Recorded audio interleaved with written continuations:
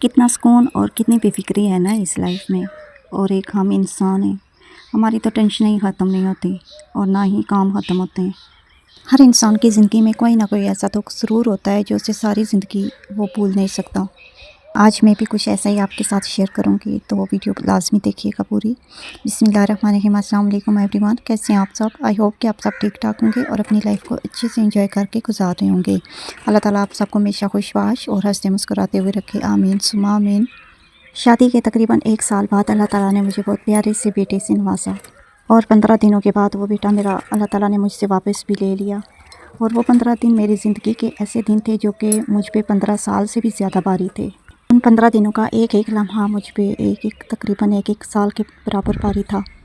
इन 15 दिनों में हर एक लम्हा उठकर अपने बेटे को देखना कि अभी मेरा बेटा ठीक हुआ है या नहीं हुआ। मेरा बेटा जब पैदा हुआ तो उस वक्त वो रोया नहीं था।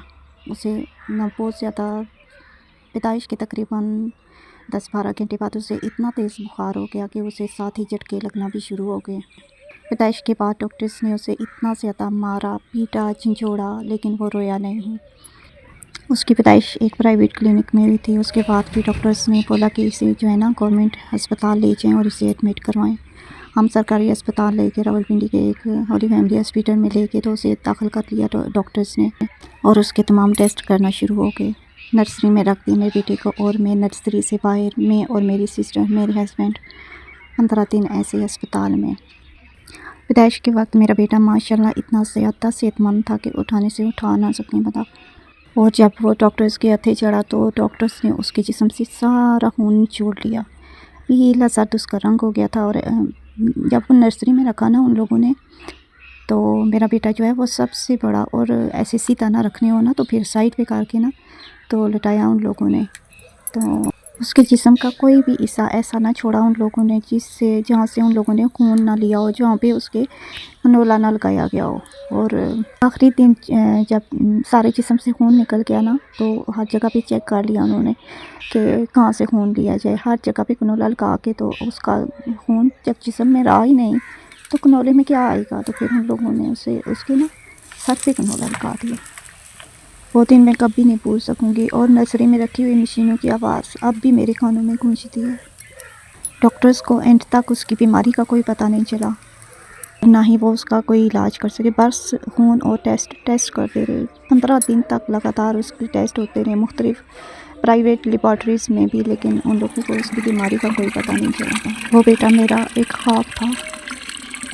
उसकी कोई भी निशानी मेरे पास नहीं, ना उसकी कोई पिक्चर्स मेरे पास हैं, ना उसके 2-3 बात वो बाल जो उतरवाते हैं सर के तो वो माँ अपने पास रखती है, वो मेरे पास नहीं। ना ही उसकी एक नाफ जो होती है वो उतरती है हफ्ते बाद, वो भी माँ के पास ही होती है।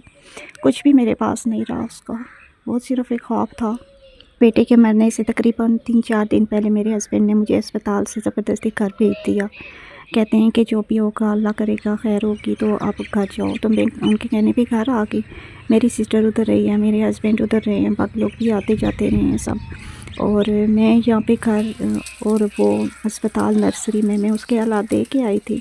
तो यहाँ पे भी मेरा दिल नहीं लग रहा था। हर एक सेकंड के बाद कॉल करना, हर एक सेकंड के बाद पूछना मेरा बेटा कैसा है, अभी उसने आंखें खोली हैं, अभी उसने कुछ फीड किया है या कुछ ऐसा। अभी वो सारा मंज़र तकरीबन मेरी आंखों के सामने आ गया। अभी माशाल्लाह मेरे 2 बेटे हैं। एक बेटा मेरा 10 साल का है, दूसरा मेरा बेटा जो है माशाल्लाह 7 साल का है अल्हम्दुलिल्लाह। लेकिन उसकी जो यादें हैं ना वो कभी भी मैं भूल नहीं सकती। क्या बनाया है? ये मैंने पतंग बनाई है, इतनी छोटी सी? बहुत छोटे से पतंग बनाई है, शापर इतना सा था। क्यों बड़े बड़े शापर पड़े हुए हैं? मैंने दिखाओ। सोचा कि छोटी आज पतंग बनाऊं, हम्म, मैंने बना लिया। अभी पेपर बारिश लगी भी है। अब पेपर मैं कैसे ख़त्म हो गए? पेपर आज आखिरी पेपर था। वैसे पेपर्स के दरमियान तुमने खूब पतंगें उड़ाई हैं, है ना? हाँ। शाबाश, वेरी गुड। इसीलिए पोजीशन भी आएगी। लोग जब पेपर हो रहे होते हैं ना तो पतंग उड़ाते हैं, खेलते हैं खूब, है ना? नहीं तो हाँ, दिखाओ कैसे बनाई है। दूसरी साइड से करो, उड़ेगी। बोलेगी अब दमोइज ने भी बनाई है, जी। दिखाओ दमोइज। ये मेरी पतंग है, ये मैंने खुद बनाई है। ये किसी ने भी बना के दी।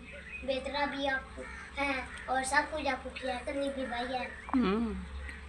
सब कुछ। ये छापा। मेरी पतंग हो गई है। हम्म, ये उल्टी है। हम्म।